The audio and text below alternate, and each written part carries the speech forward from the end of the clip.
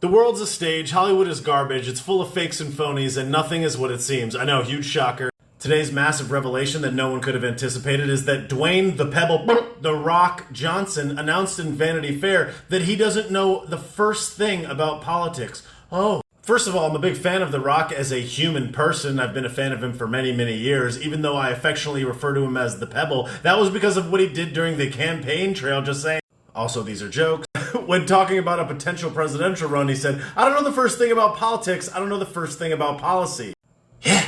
Now let me preface this by saying that The Rock could probably twist me in a pretzel and shove me up my own dirt star. The guy's gigantic. I'm just saying, nobody expected him to know about politics. He's a world-famous movie star, has a family, he's extremely successful. The guy's gigantic, is obviously in the gym all the time. No one expected him to know that stuff. Yet, for whatever reason, at the very end of the campaign trail, he came out and endorsed the ghost of Joey Basement and Krusty for...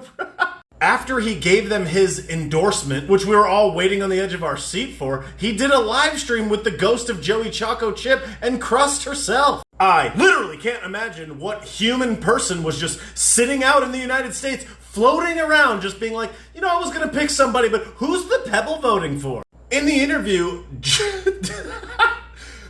Joseph Garbinette Marionette 10% to the Jilly Where Am I Right Now affectionately referred to him as DJ, and they suggested that they had chatted on the phone a bunch of times. Sure! And even after this endorsement happened, even in the video, Krusty's like, it's so great to meet you. I'm a big fan of Jumanji and Fast and the Furious. He's like, thanks. And everyone was like, wow. Now, The Rock was very outspoken about the very bad orange man. Remember when he said he doesn't know anything about politics or policy? But whatever! I'm sure he has time to pay attention in his extremely packed schedule that we talked about, but okay. In the interview, he even called Krusty, and I quote, a certified badass. Pardon me? And naturally, Krusty's response was, I'm honored. That's a huge compliment coming from you. Then she busted out her trademark jumped on her unicycle, started juggling, and pedaled her way back to Springfield. Now, The Rock is the third most followed person in the world on Instagram, only behind Cristiano Ronaldo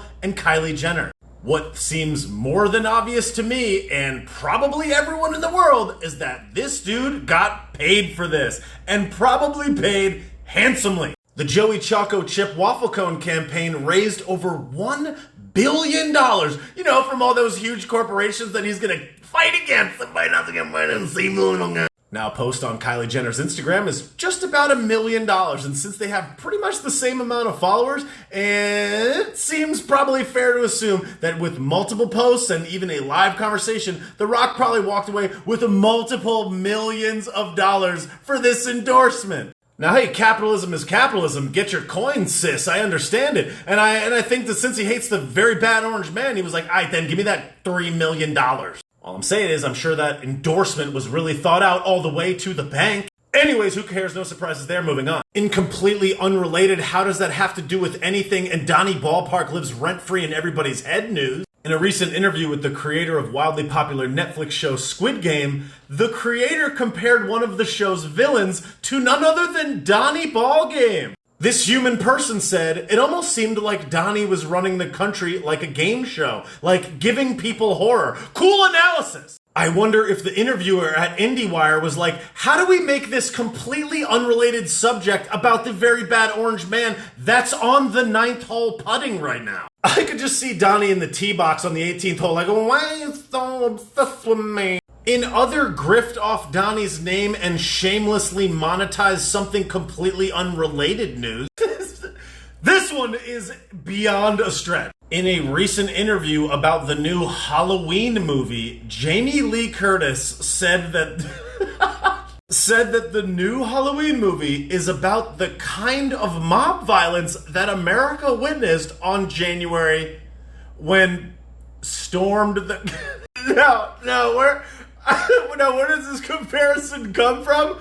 Oh my God. Now, I watched the trailer, and I didn't see anything even remotely resemble anything similar to that by any stretch of the imagination. But what she said about this, she described the new movie as a story of a, quote, mob descending together who are going to, quote, take matters into their own hands.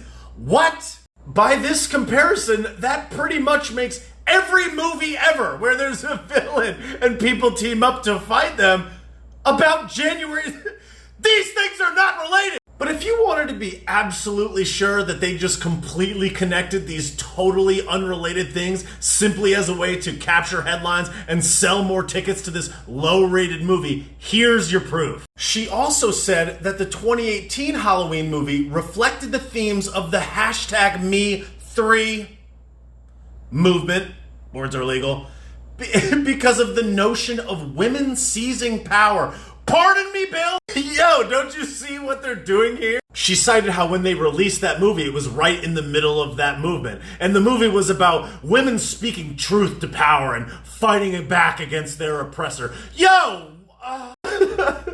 How about I Know What You Did Last Summer? If that is that movie about the hashtag #Me3, like, what are you talking about? She, like all Hollywood fakes, are simply trying to draw together what is the popular thing at the moment and make that movie fit inside that box, because that will draw more headlines and theoretically get more people to go and watch this low-rated movie. This movie has absolutely nothing to do with anything that happened in January, and neither did the last one have anything to do with the hashtag #Me. Nothing. This is a complete and total lie to try and make money, pure and simple. It is clear as day. But hey, nothing to see here. As my brother would say, the things we can see are the least real. Because the theoretical leader of the free world, aka the empty shell ghost marionette of Joey Choco Chip, 10% to the hunters, the smartest person alive, is literally using a fake White House set across the street from the White House. Now, why is Joey Choco Chip in a fake White House when we have a White House? This literal garbage merchant, marionette, career garbetician, liar, is sitting on a fake play desk in front of a fake window with a garden in full bloom all the time, so that he can read a teleprompter straight on without seeing the reflection of the teleprompter in the window. Yeah, everything is trash. Nothing is real anymore. The world is garbage.